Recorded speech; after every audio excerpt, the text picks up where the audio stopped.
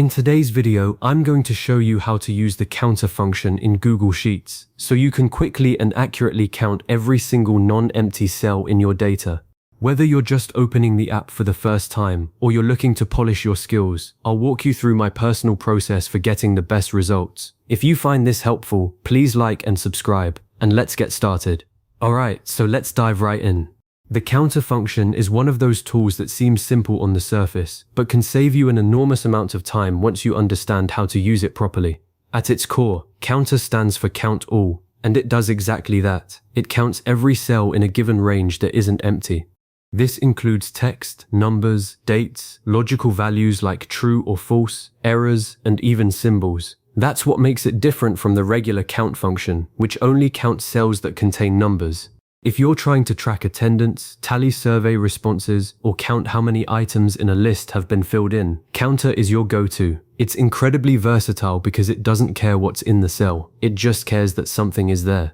Now, let's walk through how to actually use it. First, click on the cell where you want the result to appear. This is the cell that will display the count once you enter the formula. It could be right next to your data, at the bottom of a column, or anywhere else that makes sense for your sheet. Next, type an equal sign, because every formula in Google Sheets starts with that.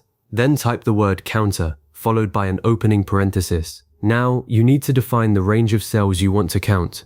For example, if you have data in column A from row 2 down to row 10, you would type A2, A10. That colon between A2 and A10 tells Google Sheets to include every cell from A2 all the way through A10. Then close the parentheses and press enter. Immediately, the cell will display a number. That number is the count of every non-empty cell in that range. If you have 10 cells in that range but 3 of them are blank, your result will be 7.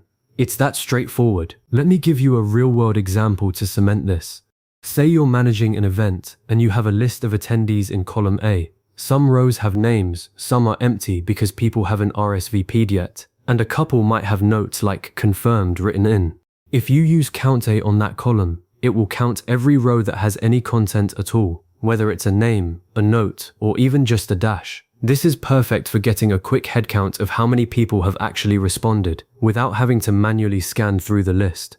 One thing to watch out for though, is that Counta does count cells that appear empty but contain hidden characters, like a space or a line break. So if you copy and paste data from another source, you might get a higher count than you expect. A quick tip is to use the trim function, or a simple find and replace, to clean up those invisible characters if you notice an odd result. Now, let's talk about the difference between counter and count, because this is where beginners often get tripped up. You'll want to use counter when you need to count everything: text, numbers, dates, errors, and symbols. It's the broadest count you can get. On the other hand, use the count function if you only want to count cells that contain numbers, ignoring any text or other content. For example, if you have a column with a mix of product names and prices, Counta would count all the product names and all the prices, while count would only count the price cells that have numbers in them. Neither function counts entirely blank cells, so you don't have to worry about that.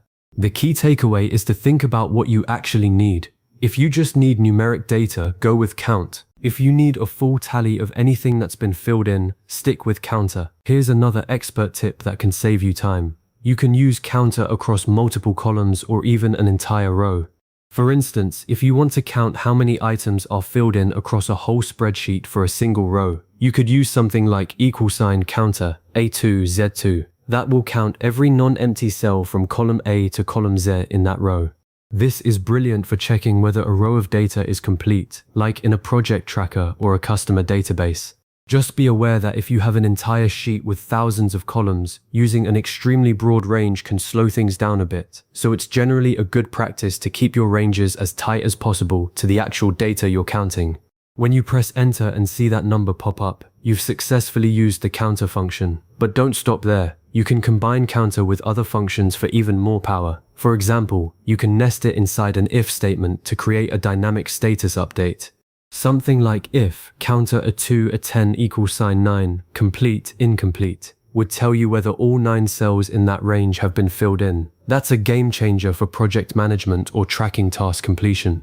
Also, remember that Counta updates automatically when you add or remove data within the range. So if you add a new name to your list, the count will adjust the moment you type it in. It's a live, dynamic tool that keeps your sheet accurate without any extra work on your part. So to wrap things up, you now know exactly how to use the Counta function in Google Sheets to count all non-empty cells with confidence. This simple yet powerful function gives you instant insight into how much of your data has been filled in, whether you're tracking attendance, tallying responses, or checking for completeness. As a next step, try experimenting with combining Counta with conditional formatting to automatically highlight rows or columns that are missing data, or use it alongside if statements to create alerts when your data is fully populated. And if ever you need a refresher, just come back to this video or hit that save button to bookmark the steps. Thanks so much for watching, and I'll see you in the next tutorial.